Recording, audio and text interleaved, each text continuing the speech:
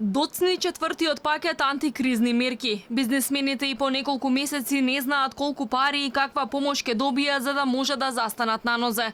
Прво се чекаше да поминат изборите, па да се состави собранието, па да се формира новата влада. Премиерот и министрите најавија дека четвртиот сет мерки ќе се знае до крајот на неделава, па дека ќе биде презентиран следната седмица. Министерот за финансии Фатмир Бесими денеска се сретна со бизнесмени од Стопанската комора на Македонија, но се уште не прецизираше детали околу пакетот. И додека компаниите очајно чекаат на владина помош, молк од најголемата стопанска комора во земјава која обединува најголем број на фирми. Председателот на комората Бранко Азески не ги удостои со изјава новинарите ниту пред, ниту по состанокот. Добивате изјави после. Ама ќе трае долго, Не трае долго, кратко.